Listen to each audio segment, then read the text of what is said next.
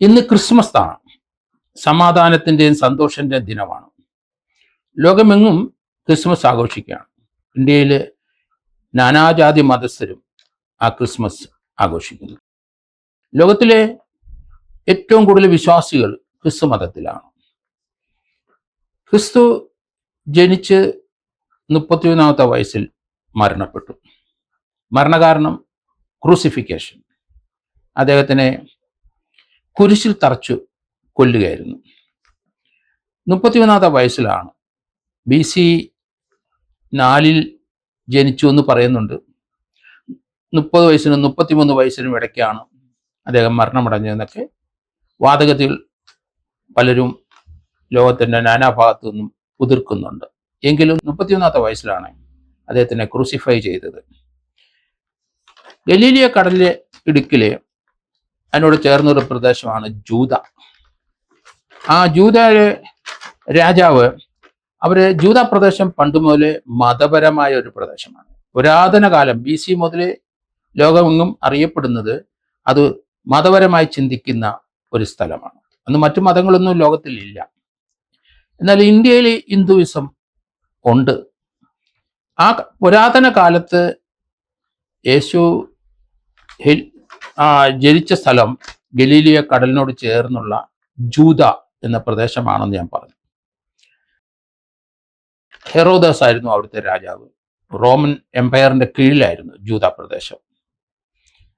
അവിടെ യേശയ്യ ദീർഘദർശി അല്ലെങ്കിൽ പ്രവാചകൻ എന്നയാള് ഇസ്രായേലിനോട് പറഞ്ഞു, ദൈവത്തിന്റെ പുത്രൻ ഇവിടെ ജനിക്കുന്നു, നിങ്ങളുടെ രാജാവ് അവനാണ്. ഇനി ആ പ്രവാചകന്റെ ആ ദീർഘദർശത്തോടു കൂടിയുള്ള ആ പ്രവചനം അത് പുരാതന നഗരമായ ജൂദായിലും അത് ജനങ്ങൾ ഉൾക്കൊണ്ടു.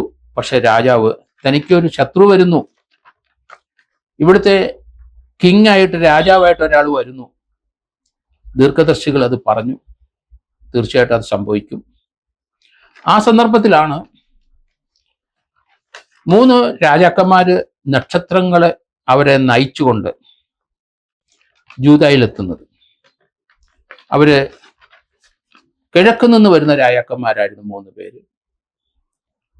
അവര് ജൂദ രാജാവിനെ പോയി കണ്ടു. ഞങ്ങൾ കിഴക്ക് നിന്ന് വരുന്നവരാണ്. പക്ഷെ ഇന്ന് ആധുനിക കാലത്ത് പലരും പറയുന്ന കിഴക്കെന്ന് ഉദ്ദേശിച്ച് ഇന്ത്യയിൽ നിന്നാണ്. അന്ന് ഇവിടെ പുരാതന കാലത്ത് ഇന്ത്യയിലെ ഹിന്ദുയിസം നിലനിന്നൊരു മതം.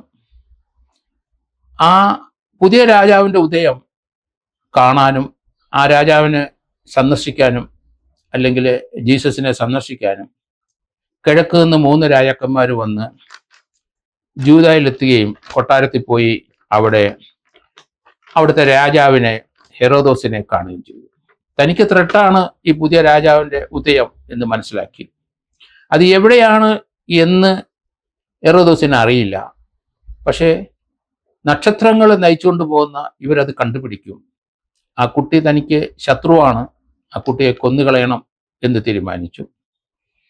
അങ്ങനെ 3 രാജാക്കന്മാരോടും അവർക്ക് സ്വീകരണമെല്ലാം കൊടുത്ത് അവരെ പറഞ്ഞയച്ചു. ജൂത നയിക്കുന്ന ഞാനാണ്, എൻ്റെ പ്രദേശത്താണ് അത്. അതുകൊണ്ട് നിങ്ങൾ അവിടെ പോയി കുട്ടിയെ വണങ്ങി തിരിച്ച് എൻ്റെ അടുത്ത് വരണം. അങ്ങനെ സമ്മതിച്ച് അവരവിടുന്ന് പോയി 3 രാജാക്കന്മാർ.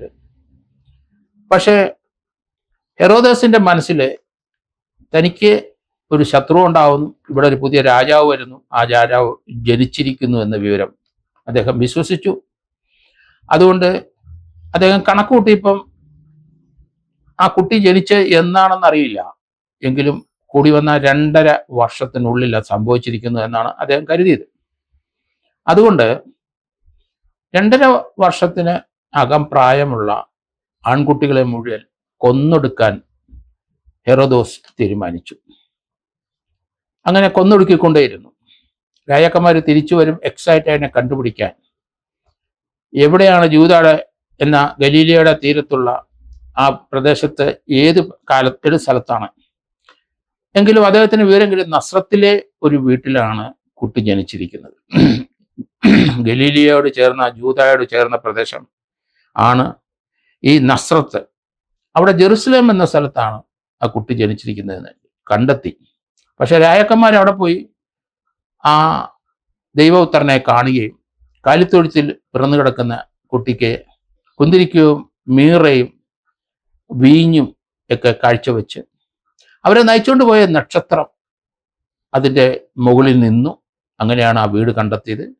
അട്ടിടയന്മാർ കിടക്കുന്ന പുൽത്തകടിയിലെ ഒരു ചെറിയ ചെറ്റ വീടിനുള്ളിൽ ആ കുട്ടി പിറന്നു കിടക്കുന്നത് കണ്ടു. ആട്ടിടയന്മാരുണ്ട്, ആടുകളുണ്ട്, മൃഗങ്ങളുണ്ട്, അടുത്ത് മാതാപിതാക്കളും ഉണ്ട്. മറിയവും യോസേപ്പും അവിടെ തന്നെയുണ്ട് കുട്ടിയുടെ സമീപത്ത്. മീറയും കുന്തിരിക്കവും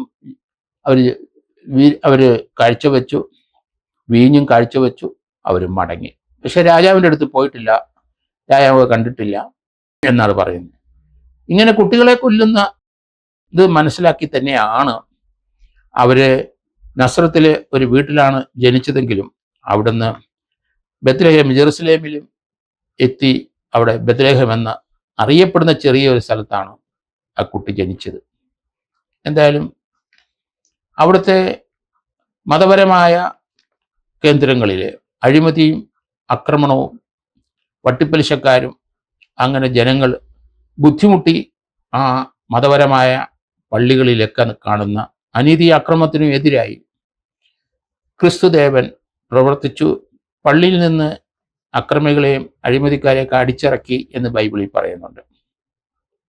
എന്തായാലും ലോകത്തിലെ ഇന്ന് സന്തോഷത്തിൻ്റെ സമാധാനത്തിൻ്റെ ദിനമാണ്. ക്രിസ്ത്യാനിറ്റിയിലെ ആ ബത്ലഹേമിലെ ആ കുട്ടിയുടെ പിന്നീടുള്ള വളർച്ച നമ്മൾ കണ്ടു. ബൈബിളിൽ പറഞ്ഞിരിക്കുന്ന കാര്യങ്ങളെല്ലാം ലോകത്തിൻ്റെ വിവിധ ഭാഗങ്ങളിലേക്ക് അദ്ദേഹത്തിൻ്റെ ശിഷ്യന്മാർ പോയി. തനിക്ക് ശത്രു ഉണ്ടായെന്ന് പറഞ്ഞ രാജാവ് ആ കുട്ടിക്ക് 33 വയസ്സെത്തിയപ്പം ക്രൂസിഫൈ ചെയ്തു.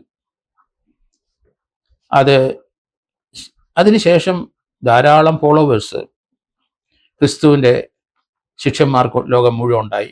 ലോകത്തിൽ നിന്ന് ഏറ്റവും കൂടുതൽ വിശ്വാസികൾ ക്രിസ്തു മതത്തിലാണ്.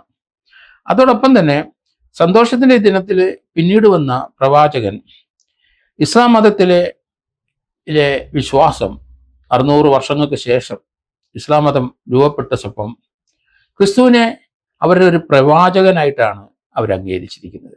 ക്രിസ്തുവിനൊരു ദൈവമായിട്ടല്ല, പ്രവാചകനായിട്ടാണ് ഇസ്ലാം മതം അംഗീകരിച്ചിരിക്കുന്നത്. ബഗായി വിശ്വാസം ലോകത്തിലെ ക്രിസ്ത്യൻ വിശ്വാസത്തിൻ്റെ വേറൊരു കേന്ദ്രബിന്ദുവാണ്. അവർ ക്രിസ്തുവിനെ അവർ ദൈവപുത്രനായിട്ട് തന്നെ ബഗായിക്കാർ കാണുന്നുണ്ട്. അതോടൊപ്പം തന്നെ ഇസ്ലാം മതം ക്രിസ്തുവിനെ അവരുടെ പ്രവാചകനായിട്ട് ആണ് കാണുന്നത്. അദ്ദേഹത്തിനെ ക്രൂസിഫൈ ചെയ്തെന്ന് അവർ വിശ്വസിക്കുന്നില്ല.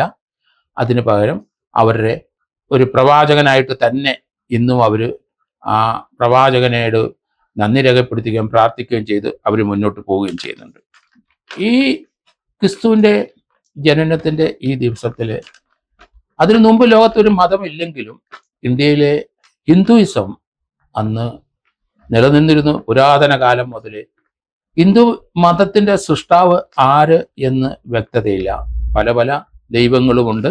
എങ്കിലും ലോകത്തിലെ എല്ലാ സ്ഥലങ്ങളെക്കാട്ടിലും അന്ന് മതപരമായ രീതിയിൽ ഗ്രീസിനെക്കാട്ടിലും ചൈനയെക്കാട്ടിലും പാരമ്പര്യം ഉണ്ടായ ഹിന്ദുമതം തന്നെയായിരുന്നു.